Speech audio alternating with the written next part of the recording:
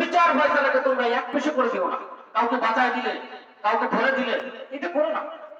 আসল বিচার ফয়সালাকে তোমরা এক পেশে করে দিও না, কাউকে বাঁচায় দিলে, কাউকে ধরে দিলে, এটা করো না। আল্লাহ রাব্বুল আলামিন বলেছেন যে তোমরা অন্যায়কারীদের পথ দাঁড়িয়ে করবে। আমাদের সমাজে দেখবে যে একটা প্রভাবশালী ব্যক্তি একটা অন্যায় করে একটা সিদ্ধান্ত চাপায় দেয় এই মহল্লার উপরে, আমরা না হয় চুপ থাকি, না হয় তার সাথে সায় দেয়, এটা করা যাবে না, এটা আল্লাহ নিষেধ। আর কি বলতেছেন, ওয়াল্লাহ তাকুল্লিল কারিনা সীমা, জুলুমকারীদের পক্ষে, অন্যায়কারীদের পক্ষে কখনো আপনি কথা বলবেন না। তারা আপনার বিবেক আছে, বাস্তবতা আলাদা আছে। কি বলতেছে এটা, এটা আসলে সঠিক? যদি সঠিক হয় ঠিক আছে, তবে এটা কি কথা বলে আপনি নিজের মতামতটা জানান যে আপনার সাথে একমত না, ইমানের দায়িত্ব এটা সাক্ষী দেয়। আমি দেখেছি এমন ব্যক্তিকে যে মসজিদের সামনে তালায় বসে কোথায় যায় তালাকের একটা ব্যাপার নিয়ে চরম মিথ্যা কথা বলে। এরা বুঝি না, এরা ধর্ম নয়, এরা দিন নয়। এদের মাথার ভিতরে ঢোকে নামাজ পড়লে যান না, কখনো সুখ খায় ঘুষ খায় নামাজ পড়ি আমি সামনে কাতার মুসলমান। এরা ধর্মটাকে ইসলামটাকে ধর্ম হিসেবে তৈরি করে দিয়েছে দিন মারা, অথবা শত্রুতা পছন্দ করে। আপনার সাথে আমার 6 মাস আগে একটা গল্প বলেছি, একটা কথা কাটি হয়েছে, আপনার আলী সুন্নাহ মানে ভালো আছে। এই শত্রুতা পছন্দ করে আমি দেখতেছি যে আমার আলী ওই লোকটা বন্ধ করে গেছে।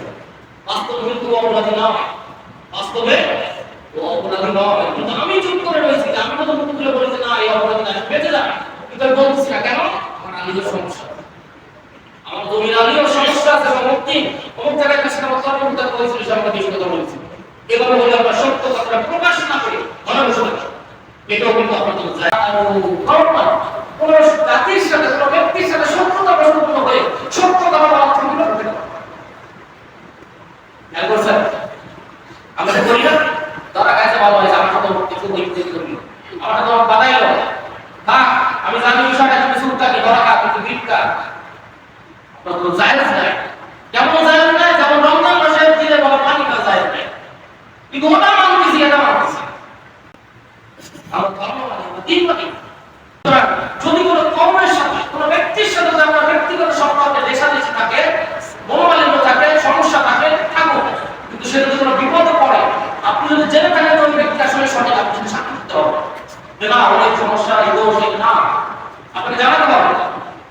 আমাদের সমাজে অনেক ইসলামিক স্কলার আছে যারা দিন প্রচার করতে চান করি, কিন্তু সমস্যা হচ্ছে এরাও সত্যকে গ্রহণ করে, কিন্তু সাধারণ পাবলিক গ্রহণ করে না, এরাও সত্যকে গ্রহণ করে। তারা এমন এমন বিধান এমন এমন আইনগুলো তারা আলোচনা করে না, তারা তাদের স্বার্থে আগে যায় নিজের স্বার্থে। আল্লাহ রাব্বুল আলামিন বলতেছে ইসরাঈলের আয়াত 187, ওয়াইদা আখাযাল্লাহু মিসাকাল্লাযীনা উতুল কিতাব, যখন কিতাব যাদেরকে আমি দিয়েছিলাম তাদের মধ্যে কিছু লোকদের কাছ থেকে আমি এই অধিকার দিয়েছিলাম, কেন তোমরা মানুষের কাছে এই কিতাবে যা আছে সবকিছু তোমরা বর্ণনা করবে, সুদের বর্ণনা করবে, ঘুষের বর্ণনা করবে, ভূমিদস্যুর বর্ণনা করবে, কিন্তু মজার তথ্য জানেন আজকে আমি এখানকার ক্ষতি আলহামদুলিল্লাহ আপনারা বলছেন। এখন আমরা দেখি যে এখানে মাসে 10,000 টাকা বেতন পাচ্ছি, আর আমার সভাপতি সুদ খায়, আমি সুদের আলোচনা করতেছি না কেন, আমার চাকরি না। এই যে আলোচনা করতেছি না ইচ্ছা করে একটা বিষয়কে পিছনে টার্গেট করে যে আমি সুদের আলোচনা করলে সর্বদা আমার কিন্তু লেগে যাবে, আমার চাকরি চলে যেতে পারে, এটাই মিথ্যা, এটাই মিথ্যা কথা বুঝেননি? এটা আল্লাহ বলতেছে, আমি না। আল্লাহ বলতেছে যে যে তোমরা এই আল্লাহর কিতাবকে সামান্য মূল্যে বিক্রি করো না। আমার বেতন কত 10,000, আপনার বেতন ঠিক আছে, আজকে উদাহরণ দিচ্ছি, আমার বেতন কত 10,000।